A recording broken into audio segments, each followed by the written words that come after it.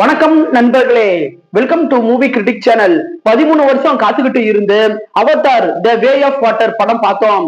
ஆனா 3 வருஷத்துல James Cameron நம்மள அவதார் ஃபயர் அண்ட் ஆஷ் படம் மூலமா மீண்டும் பண்டோரா உலகத்துக்கு கூப்பிட்டுக்கிட்டு போயிருக்கிறாரு.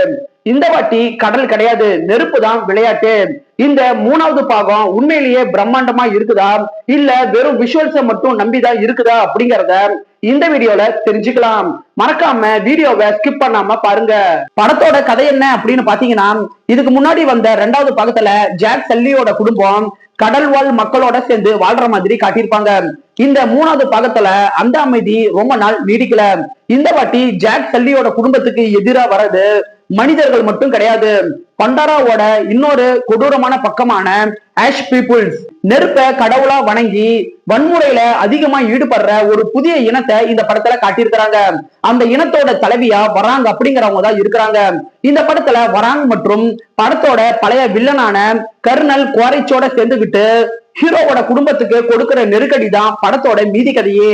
படத்தோட பிளஸ் பாயிண்ட் அப்படின்னு பாத்தீங்கன்னா, இந்த படம் ஒரு விஷுவல் மேஜிக்.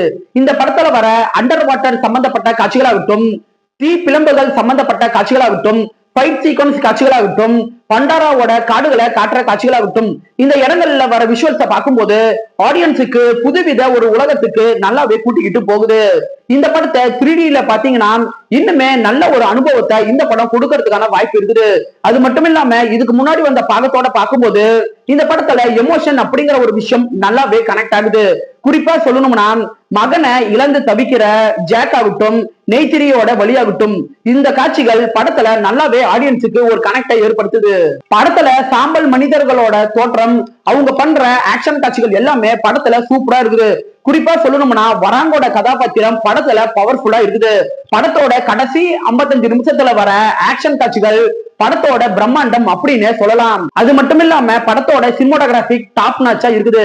படத்தோட குறைகள் அப்படின்னு பாத்தீங்கன்னா, இந்த படம் 3 மணி நேரம் 10 நிமிஷம் ரன் ஆகக்கூடிய பெரிய படம். எடிட்டிங்ல இந்த படத்தோட ரன் டைம் இன்னுமே இவங்க கொஞ்சம் குறைச்சிருக்கலாம்.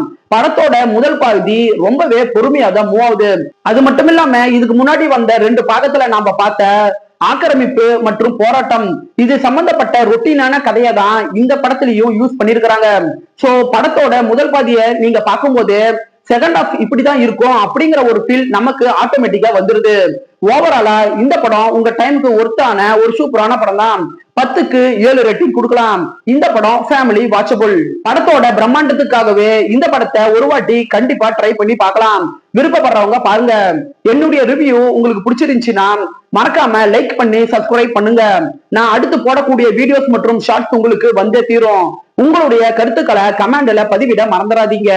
நாம வேற ஒரு வீடியோல சந்திக்கலாம். அது வரைக்கும் நன்றி, வணக்கம்.